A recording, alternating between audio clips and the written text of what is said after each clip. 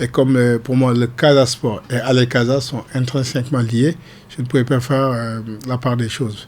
Parce qu'effectivement, j'ai remarqué que depuis 2 ans, il y a une crise latente qui perdure entre deux franges de Allez Casa qui se crée, cette forme de dissidence, je ne sais pas de quel parti, mais en tout cas, il y a deux camps d'Allez Casa qui se disputent le leadership du mouvement.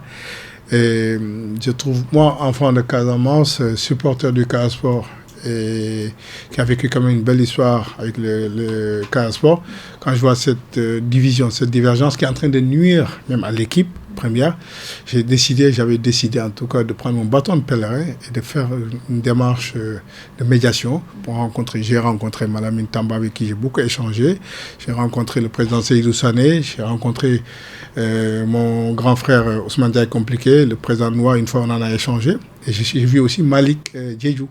Je suis venu à Ziguinchor, je l'avais rencontré l'année dernière pour essayer d'aplanir les divergences, essayer de faire s'asseoir les deux parties, qu'on essaie de trouver un consensus pour le bien-être du Casa Sport. Parce que comme j'ai dit, le Casa Sport, c'est un patrimoine, pas que Ziguinchor, c'est pour la Casamance naturelle. Et quand on a été bercé par Allez Casa, quand on a vécu Allez Casa, au jour le jour, voir cette divergence qui est en train de faire des gros dégâts, les gens ne s'en rendent pas compte, je trouve dommage. D'où mon appel à l'union, au retrouvailles de la famille de Casa Sport et de Allez Casa pour le bonheur du football casamançais. Écoutez, j'espère, mais en tout cas j'essaie de le faire. Vraiment, personne ne me l'a demandé, j'ai pris l'initiative personnelle parce que je pense que j'ai le droit, en tout cas le devoir de le faire. La médiation est toujours la bienvenue dans n'importe quelle crise. Toutes les grandes crises du monde ont été résolues autour d'une table.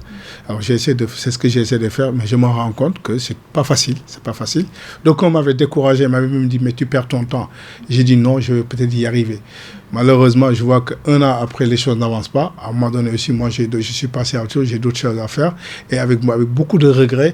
Et encore, si peut-être l'occasion se présentera, peut-être, j'essaierai encore de rejouer. Mais depuis quelques temps, j'ai dit, bon, je laisse les faire se passer. Je pense qu'il y aura peut-être d'autres personnes plus autorisées que moi qui vont pouvoir décanter la situation. Mais c'est vraiment une situation très dommageable pour l'image du Casa Sport et pour l'image du football casamançais. J'en parlais tout à l'heure, le gros problème du sport sénégalais en général, et en particulier de la Casamance, c'est qu'il y a un gros problème d'infrastructure. Dieu merci encore qu'on a encore du talent. Parce qu'on a du talent, parce qu'on a encore de la marge foncière, on a des terrains, on a des talents qui se développent, les gamins jouent comme à l'ancienne, développent leur technique. Donc c'est déjà ça. C'est pour ça que j'ai dit, même je sais que l'État ne peut pas tout faire, la municipalité ne peut pas tout faire, il faut des bonnes volontés, des initiatives qui doivent être prises pour au moins, à défaut d'avoir des stades hyper modernes, parce que les moyens ne sont pas là, mais au moins se mettre des structures pour que les gamins puissent s'épanouir, jouer au football, parce que le football aujourd'hui n'est pas que le football de passion, c'est du business, c'est de l'économie. Les Brésiliens aujourd'hui, quand le Brésil s'est fait connaître, c'est un grand pays d'Amérique du Sud, mais quand on parle Brésil, le premier réflexe, c'est le football. La France, le Qatar, aujourd'hui, est devenu une référence dans ce monde parce que c'est un tout petit pays, personne ne connaissait. Pour se faire connaître, ils ont choisi le sport, le football en particulier. Donc le football a l'art de pouvoir développer une région, un pays. Donc je pense qu'il faut que nos autorités comprennent quelle est la portée du sport dans le développement d'un pays. Il faut qu'on essaie de mutualiser les efforts, essayer de faire avancer les choses. Mais rester à attendre.